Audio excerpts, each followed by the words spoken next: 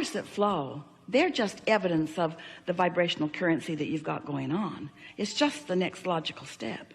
But most people have practiced lack of dollars, lack of dollars, lack of dollars. So they'll allow abundance of vitality, or abundance of invigoration, or abundance of friendships, or abundance of love. They'll allow abundance of sunsets. They'll get so good that they'll catch every sunset every single time. There are so many people that will allow abundance of one thing and another, just not abundance of money yet, because they've practiced the thought of not enough money so much. They've been close on making their payments and worried about money, and they've been measuring money with action, and how much do you get per hour, and what's your salary, and what's your talent worth, and how much can you perform, and why is your performance earn more money than that performance. People are all wadded up out here in the manifestations of money. And if you would just step back from those manifestations of money and talk about energy, which means talk about satisfaction. You want to be filthy rich with enthusiasm, filthy rich with happiness, filthy rich with satisfaction. I'm so rich with really good ideas. I'm so rich with happiness when I wake up in the morning. That's what you've got to be ready for. And when you get there, so that you feel that way no matter what the state of money is, then the state of money must match the state of vibration. It's law. So it's about really feeling the satisfaction, feeling blessed with the idea, feeling so blessed that the idea came, feeling eager that the idea will flesh out, feeling eager that the idea will blossom into something that feels like an action ready to take. It must be really annoying to anyone who's ready to jump into action to listen to all of this theoretical conversation about laws of the universe and vortexes that you can't see or hear or smell or taste or touch. You've got to find some way that this conversation is satisfying before it can morph into the explosion of what you're talking about. What happens to most people is that their vibration matches their state of money, because they just keep looking at it and talking about it and measuring it and complaining it and worrying about it and trying to take action and being unproductive in it and eking through it and asking somebody else. Government, give me money. Mother and dad, give me money. Lawsuit, give me money. Give me this big pile of money. And if you don't have a big pile of money, you're not ready. You're not vibrationally ready for a big pile of money if you don't have a big pile of money. If you were ready for a big pile of money, you'd have a big pile of money.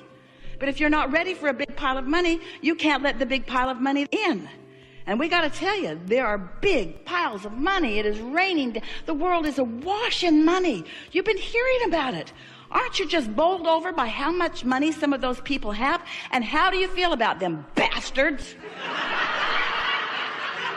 Why should they have all of that money? They should put it in a big pot and we should divvy it all out. And if you did, it wouldn't take 10 years before the money would be right back where it is. You see, you got to be ready for money. You got to be ready for money, which means you got to be happy without it, which means you've got to be cashing in your vibrational chips. You got to be thankful for this day, and thankful for this chair, and thankful for this opportunity, and thankful for this conversation, and thankful for that sunshine and for those highways, thankful for this, appreciating of that, thankful for the quieted mind, thankful for the insight, thankful for the enthusiasm, thankful for the love in my heart, thankful for that precious face, thankful for this person I've never met in my life, and on the elevator had such a nice exchange with not even any words because there was a language barrier, but oh my God, how good it was to meet you. Thankful, thankful, thankful, thankful, thankful, thankful, thankful, thankful, thankful, thankful, thankful, thankful, thankful, thankful, thankful. Thankful just brings more and more and more and more and more. When you are ready to be ready to be ready, as you are, and we feel that readiness in terms of desire, and not much meditation will help you to be really ready in terms of vibration, then follow your impulses. You see, here's the thing, and we're happy that you've looped back around here in such a pointed way. If you're ready to be ready, we are so happy to get to say this to you right now, to all of you. If you're ready to be ready, then it's enough for right now. And then if you're ready to be ready, that too is satisfying. And the super rich thing over there isn't even in your mind, because that activates a crevasse of lack between what you've got and what you've got. So when you're really ready to be ready, then you say, oh, I'm having such satisfying feelings these days. Oh, I feel so good to be alive. Really good thoughts are coming to me.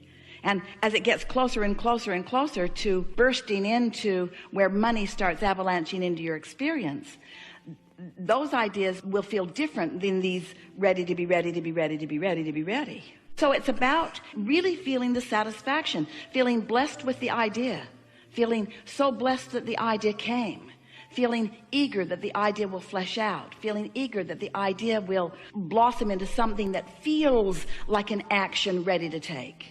It must be really annoying to anyone who's ready to jump into action to listen to all of this theoretical conversation about laws of the universe and vortexes that you can't see or hear or smell or taste or touch. You've got to find some way that this conversation is satisfying before it can morph into the explosion of what you're talking about.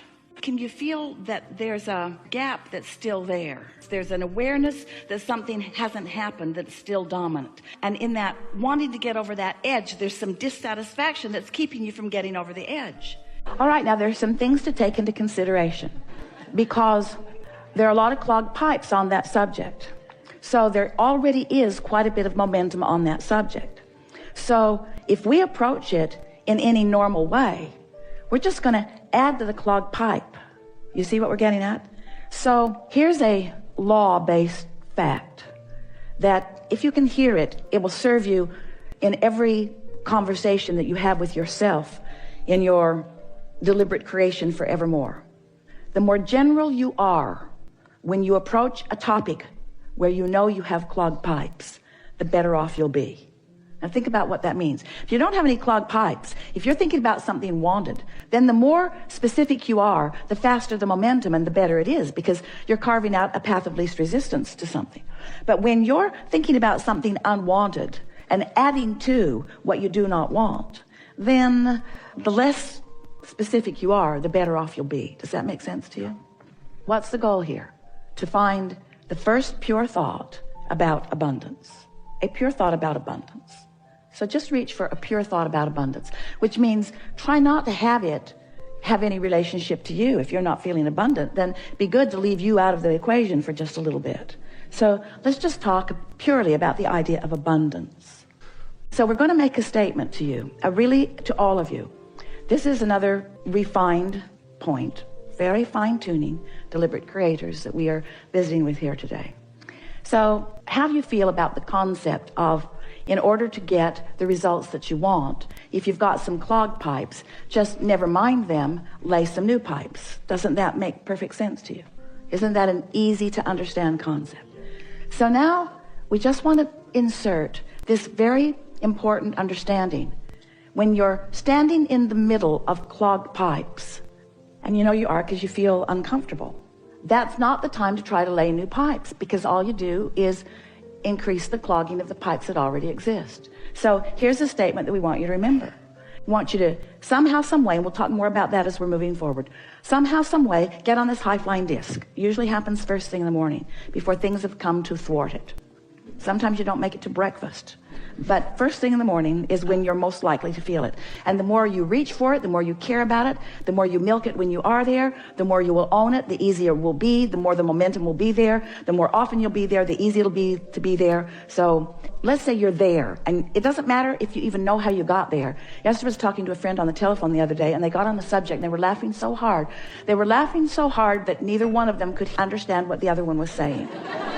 What? I can't understand you. What? I can't understand you. And so Esther has decided that she never needs to meditate again. She'll just remember that conversation, and she goes right to that high-flying disc. In other words, when you get hold of something that feels like that, just milk it and milk it and milk it and milk it and milk it, and use it for your reason for feeling the way that you're feeling.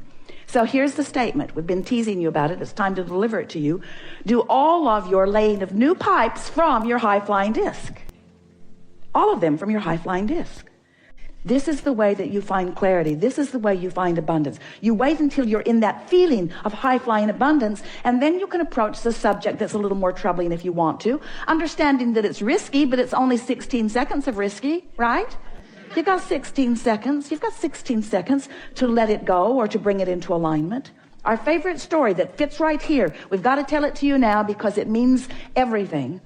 Sometimes it's like you say to us, Abraham, I've jumped out of an airplane and I have no parachute. What do you suggest that I now do? And we say, hang on, it'll be over in a little while.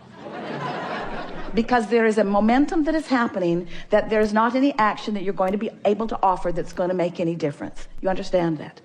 So what we're saying to you is, don't struggle, don't fret, don't effort, just crash and burn. It's all right. Because tomorrow you can get up and get on the high-flying disc. Tomorrow you can get up and get on the high-flying disc. Tomorrow you can get up and get on the high-flying disc. Tomorrow you can get up and get on the high-flying disc. And after a few days of tomorrow getting up and getting on the high-flying disc, one day Esther said to us, Abraham, I refuse to accept that I have to wait until tomorrow to get on the high-flying disc. I have tools that you've given me. I can get back up there anytime that I choose to get back up there. So what are we talking about? We're talking about your conscious awareness of your vibrational output, yes? We're talking about your conscious awareness that you are vibrational beings, yes? We're talking about your awareness that you can choose the vibration of your being in this moment, but that it takes a little practice, yes? And some subjects have enough momentum going that it's going to take getting up tomorrow and getting up tomorrow and getting up tomorrow and getting up tomorrow. This could take a while, getting up tomorrow and getting up tomorrow and getting up tomorrow. But if you get up on enough tomorrows and you reach for that high-flying disc and find it, then what happens next will be vivid evidence of how you're doing with your high-flying disc. We so want you to understand that in this day, evidence of what disc you're on is going to be all around you. Esther said the other day, the people around me are making me believe that I might be on the Henri disc. She resented them, but she had to accept she had rendezvoused there with them. You pick the disc and you'll rendezvous with others who have picked the disc, you see. And sometimes if you don't realize that you're on it till you're on it, there's enough momentum going that it's hard to get off of it. But that's the work. So here's the rule of thumb that we would follow if we were standing in your physical shoes. The better we feel, the more we would milk it. The worse we feel, the more we would try to ignore it. That's what Jesus meant when he said, turn the other cheek. Choose your vibration and give it your undivided attention if it feels good. And give it as little attention as you can if it doesn't feel good. So Esther's thinking the other day about the words that we used, and she could feel the poignancy with which we were talking about those clogged pipes in her pond and how they were clogged from neglect. And Esther got this visual image of pipes that she's laid to all kinds of things, wanted and unwanted. And she's got open pipes to unwanted things and open pipes to wanted things. And what keeps them open? Attention to them. Attention to them keeps them open. She's keeping the path of least resistance open to wanted and unwanted things, yes? But if she neglects them, they just clog up from neglect. So it's a new, even better application of this clogged pipe analogy. What paths of least resistance are you carving open every day? I hate that guy. I've always hated that guy. That guy is such a pain. The guy dogs me. I think he stalks me. He's everywhere I go. I don't like that guy. That person at work is everywhere I go, always in my face. Who's keeping the pipes open? That's what we want to ask you. You are. You're always the one who's keeping the pipes open. So if you look around any environment, whether it's the environment of your memory, whether it's the environment of your work, whether it's the environment of your family, whether it's the environment of the people that you are moving through the freeways with, whatever environment that you're moving around in, you are the one who's keeping the pathways open. You're the one that gets to decide.